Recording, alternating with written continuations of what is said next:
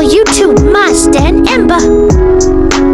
Inilah pedang yang akan digunakan oleh Nabi Isa untuk membunuh Dajjal. Nabi Muhammad SAW sebagai manusia pilihan memiliki kisah hidup dan peninggalan yang menarik. Salah satunya 9 pedang yang digunakan untuk berdakwah, bertahan dari serangan musuh, dan memerangi musuh Islam. Bahkan, salah satu pedang disebut kelak digunakan oleh Nabi Isa alaihissalam untuk membunuh Dajjal pada hari kiamat. Tentunya kebenaran atas hal ini menjadi rahasia Allah Subhanahu wa Ta'ala. Nabi Isa alaihissalam akan turun dari langit dan mengalahkan Dajjal. Telah disebutkan dalam hadis Rasulullah. Rasulullah bersabda, Dajjal itu keluar dari umat, ia tinggal di bumi selama 40 hari. Kemudian Allah mengutus Isa ibnu Maryam yang seolah seperti Urwah ibnu Mas'ud At-Sakafi, nama seorang sahabat Nabi. Kemudian Isa ibnu Maryam mencari Dajjal itu dan membunuhnya. Hadis riwayat Imam Ahmad, Imam Muslim, dan Imam Al-Hakim. Dalam kitab Qurat Oli Bashir Fisirat Al-Musyafa Al-Mukhtar, Abda Al-Aziz Al-Lumti Al-Miknasi mengungkapkan bahwa setelah Rasulullah SAW wafat, Rasul meninggalkan sejumlah pedang yang masih terjaga hingga kini. Sejarawan menghitung jumlahnya ada ke-11. Tapi, menurut Al-Miknasi riwayat yang populer, totalnya ada 9. Tiap pedang peninggalan Nabi Muhammad memiliki sejarah berbeda. Berikut kisah dan nama pedang Nabi Muhammad. Pertama, pedang Al-Masur. Pedang Al-Masur juga dikenal dengan nama Masur Al-Fijar. Pedang ini dimiliki oleh Nabi Muhammad SAW sebelum beliau menerima wahyu pertama di Mekah sebagai peninggalan dari sang ayah. Dekat dengan pegangan pedang terdapat kofik tulisan Arab yang mengukir nama ayah Rasulullah, Abdullah bin Abdul Muthalib. Pedang Al-Masur menjadi pedang yang menemaninya hijrah dari Mekah ke Madinah, hingga akhirnya dikumpulkan kembali bersama peralatan perang lain yang disimpan oleh Ali bin Abi Thalib. Saat ini, pedang dengan pegangan berlapis emas dan aksesoris emerald serta pirus ini disimpan di Museum Topkapi Istanbul. Kedua, pedang Al-Adeb. Secara bahasa, arti dari Al-Adebe adalah memotong atau tajam. Sesaat sebelum Perang Badar dimulai, Nabi Muhammad SAW mengirimkan pedang ini kepada para sahabatnya. Sedangkan Nabi Muhammad sendiri menggunakannya pada saat Perang Uhud. Hingga sekarang, pedang ini disimpan dalam Masjid Husain yang berlokasi di Kairo, Mesir. Ketiga, pedang Dzulfaqar. Pedang ini didapat oleh Rasulullah SAW dari hasil rampasan perang saat Perang Badar. Banyak sumber yang mengatakan pedang dengan bentuk blade 2 mata ini merupakan milik dari Ali bin Abi Thalib dan keluarga. Catatan sejarah juga menuliskan Rasulullah SAW memberikan pedang Dzulfaqar kepada Ali bin Abi Thalib. Namun, Ali mengembalikan lagi pedang ini pada Rasulullah SAW saat Perang Uhud. Keempat, pedang Al-Batar.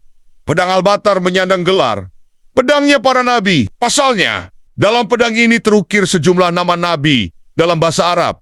Nama-nama nabi yang terukir di sana, yakni Nabi Daud, Nabi Sulaiman, Nabi Musa, Nabi Harun, Nabi Yusuf, Nabi Zakaria, Nabi Yahya, Nabi Isa, dan Nabi Muhammad. Mulanya, Nabi Daud mendapat pedang Al-Batar dari Goliat, pemilik dari pedang ini. Saat itu, beliau berhasil mengalahkannya di usia 20 tahun. Kemudian, pedang ini berpindah tangan ke Nabi Muhammad SAW yang didapatnya dari hasil rampasan perang Bani Kainaka. Sekarang, pedang sepanjang 101 cm ini masih berada di Museum Topkapi, Istanbul. Menurut buku tersebut, pedang inilah yang akan digunakan oleh Nabi Isa alaihissalam kelak ketika ia turun kembali ke bumi untuk mengalahkan Dajjal. Kelima, pedang Haf. Selain pedang Al-Batar, pedang Haf juga didapat Rasulullah SAW dari hasil rampasan Bani Kainaka. Pedang ini pada awalnya merupakan hasil buatan dari Nabi Daud alaihissalam yang diberi mukjizat oleh Allah Subhanahu wa Ta'ala untuk melunakkan besi. Pedang Hafid dibuat oleh Nabi Daud dengan menyerupai Al-Batar, namun dengan ukuran yang lebih besar. Nabi Daud sempat menggunakan pedang ini sebelum berakhir di tangan Nabi Muhammad SAW. Saat ini, pedang yang memiliki panjang 112 cm dan lebar 8 cm ini disimpan di salah satu museum Istanbul, yakni Museum Topkapi. Keenam, pedang Al-Mikzam. Banyak perbedaan pendapat mengenai kepemilikan dari pedang ini. Ada yang mengatakan pedang Al-Mikzam merupakan milik Nabi Muhammad yang kemudian diberikan kepada Ali bin Abi Thalib dan diteruskan kepada anak-anaknya. Nah, ada pula pendapat yang menyebut bahwa pedang ini milik Ali bin Abi Thalib sebagai hasil rampasan pada serangan yang ia pimpin di Suriah. Pedang yang panjangnya 97 cm saat ini berada di Museum Topkapi bersama pedang lainnya. Ketujuh, pedang Ar-Rasub. Pedang Ar-Rasub dijaga di rumah Nabi Muhammad SAW oleh keluarga dan sanak saudaranya dengan panjang 180 cm dan memiliki bulatan emas di dalamnya. Pedang ini memiliki ukiran tulisan Arab yang berbunyi Jafar Ash-Sadiq. Pedang ini juga disimpan di salah satu museum Turki, Museum Topkapi. Kedelapan, pedang Al-Qadib. Pedang ini merupakan pedang untuk pertahanan ketika bepergian, namun tidak digunakan untuk peperangan. Pasalnya, tidak ada catatan sejarah yang menyebutkan Rasulullah SAW memakai pedang Al-Qadib saat perang. Pedang ini disimpan di rumah Rasulullah SAW yang kemudian hanya digunakan oleh Khalifah Fatimid. Pedang yang berbentuk blade tipis seperti tongkat ini memiliki ukiran dari perak yang berbunyi kalimat syahadat. Sama seperti pedang lainnya, pedang Al-Qadib juga disimpan di Museum Topkapi, Istanbul, Turki.